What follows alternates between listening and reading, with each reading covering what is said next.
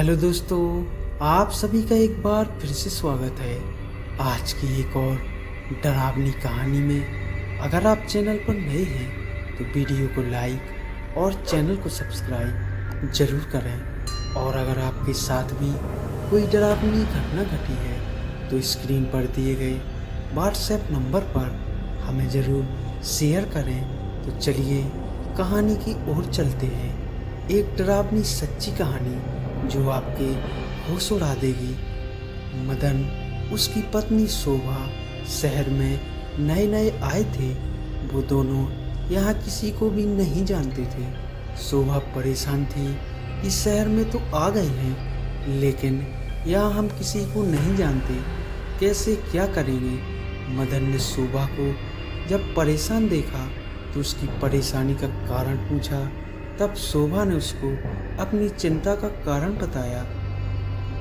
मदन उसे समझाते हुए कहा, तुम चिंता मत करो, मैं कुछ ना कुछ इंतजाम कर लूँगा। ये कहते हुए वो दोनों रोड पे आगे की तरफ कदम बढ़ाए जा रहे थे कि अचानक शोभा से एक आदमी टकराया। उस आदमी ने शोभा को संभालते हुए कहा, माफ़ कीजिए, मैंने आपको देखा नहीं। शोभा और मदन ने कहा, कोई बात नहीं। वो आदमी फिर बोला, शहर में पहले आपको देखा नहीं, लगता है नए आए हैं। जी हाँ, हम इस शहर में नए आए हैं, यहाँ हम किसी को नहीं जानते। शोभा और मदन ने हाँ में सर हिलाते हुए जवाब दिया। फिर उस आदमी ने अपना परिचय दिया, जी मेरा नाम रफ़ीक है और मैं पास ही की बस्ती में रहता हूँ।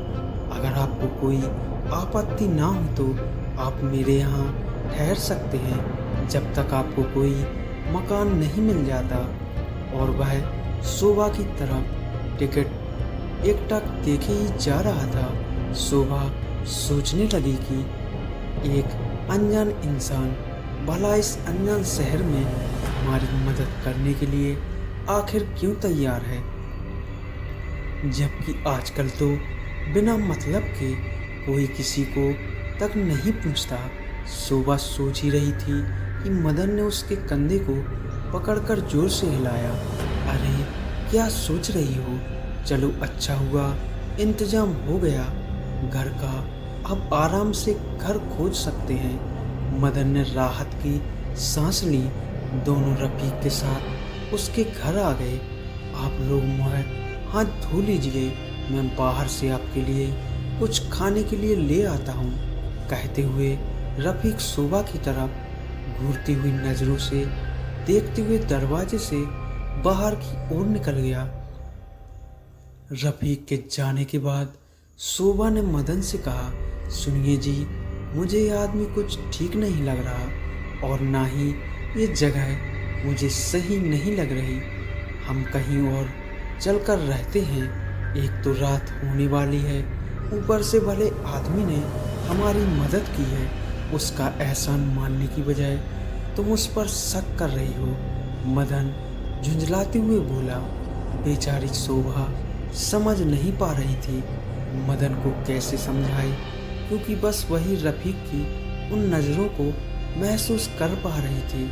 और मदन था कि रफ़ीक के गुण गाते नहीं थक रहा था। रात हो गई, खाना खा के सब सो गए। करीब रात के 2 बजे शोभा को अपने हाथ के ऊपर कोई नुकीली चीज़ महसूस हुई। कई बार तो शोभा ने नींद में ही उस चीज़ को झटक दिया। थोड़ी देर बाद फिर उसे अपने हाथ के ऊपर वो नुकीली चीज़ महसूस होने लगी। अब शोभा की आंखें खुली। उसने इधर उधर देखा तो रात के सन्नाटे के अलावा वहाँ कोई नहीं था। जैसे ही वो अपने बिस्तर पर लेटने को मुड़ी, उसके सामने एक विकराल शरीर वाला कोई था, जो इंसान तो बिल्कुल नहीं था। शरीर मानो जैसे सड़ा गला मांस, जिसकी दहकती हुई लाल आंखें शोभा के एकदम सामने थी और उससे घूरे जा रही थी। ये देख शोभा डर से थर थर कांपते हुए चिल्लाई। उसकी चीख सुन मदन की नींद खुल गई। मैंने तुमसे कहा था ना, हम कहीं और चलते हैं, यहाँ मुझे ठीक नहीं लग रहा, लेकिन तुम नहीं मानते। वह शोभा जोर से रोने लगी। क्या हुआ, लगता है कोई बुरा सपना देखा। बाथरूम की तरफ से आते हुए रफीक मदन के पास आकर बैठते हुए बोला, मैंने तो बाथरूम में ही आपकी चीखने की आवाज़ सुनी थी, तभी मैं दौड़ के इस तरफ आया। रफीक ने कहा। शोभा इतनी डर चुकी थी कि वो अब कुछ बोल नहीं पा रही थी। दिन निकला, सभी ने नाश्ता किया, फिर दोपहर का खाना खाया। शाम को मदन ने रफीक से कहा, तुम जाकर रात का खाना ले आओ, मैं शोभा के पास उसको छोड़कर मैं नहीं जा सकता, क्योंकि ये बहुत डरी हुई है। ठीक है कहते हुए रफीक मार्केट चला गया। रात का खाना खाने के बाद सभी सो गए थे कि अचानक शोभा को किसी ने पुकारा। शोभा, तुम कह रही थी ना यहाँ से चलते हैं, चलो आओ मेरे साथ, मेरे पीछे पीछे आ जाओ, और हाँ अपने गहने भी साथ ले आना, साथ में चलते हैं। शोभा अध जगी अध सोई भी उसके पीछे पीछे ऐसे चल दी मानो शोभा को अपनी सुध ही ना हो। थोड़ी दूर चलने के बाद शोभा एक ऊंची जगह पर बैठ गई और उस अनजान आवाज ने शोभा से कहा, शोभा मैं टिकट लेकर आ रहा हूँ, ठीक है, जब तक मैं ना आऊँ तुम यहाँ से कहीं मत जाना। सुबह हुई, मदन उठा, उसने देखा शोभा अपने बिस्तर पर नहीं है और ना ही रफीक अपने बिस्तर पर था। मदन घबराया हुआ इधर उधर पागलों की तरह शोभा को ढूंढने लगा। मदन को ऐसे देख बस्ती के लोग इकट्ठा हो गए और पूछने लगे, क्या बात है भाई, किसे ढूंढ रहे हो?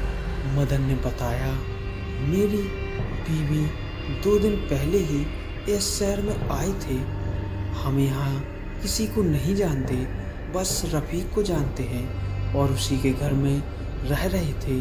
कहते हुए मदन ने जहाँ रफीक का घर था उस ओर इशारा करते हुए अपना हाथ उठाया। गांव के ही एक बुजुर्ग बोला, बेटा जिस ओर तुम इशारा कर रहे हो उधर तो कब्रिस्तान के अलावा कुछ नहीं है, और तुम कह रहे हो वह किसी का घर है, ये किसी कैसे मुमकिन है? उस बुजुर्ग के इतना कहते ही मदन ने पलटकर उस तरफ देखा जहाँ कुछ देर पहले घर वो सोया हुआ था। वहाँ दूर दूर तक कोई घर दिखाई नहीं दे रहा था सिवाय कब्रिस्तान के। ये देखकर तो मदन के जैसे पैरों तले जमीन ही निकल गई।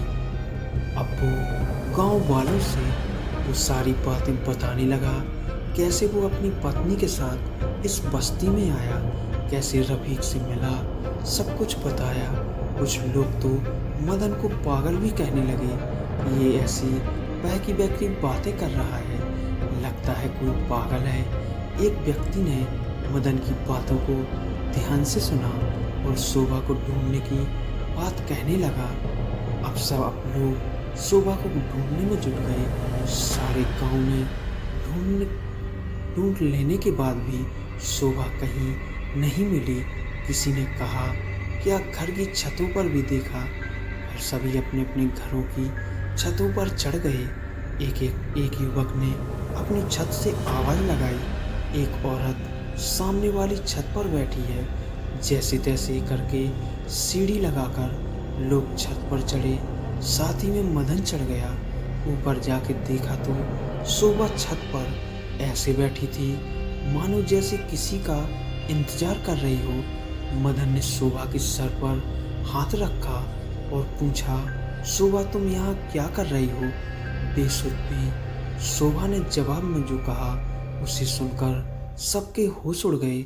शोभा ने कहा, मेरे पति की ट्रेन की टिकट लेने गए हैं, मुझे यहाँ बैठने को कह गए हैं और मैं अपने सारे गहने भी ले आई हूँ, बस अभी आते ही होंगे। इतना कहकर शोभा बेहोश हो गई। आश्चर्य की बात तो ये थी कि जिस घर की छत पर शोभा बैठी हुई थी, उस छत पर चढ़ने की कहीं से भी कोई रास्ता नहीं था। दोस्तों, यह छोटी सी कहानी आपको कैसी लगी कमेंट में हमें ज़रूर बताएं और वीडियो को लाइक और चैनल को सब्सक्राइब ज़रूर करें। धन्यवाद।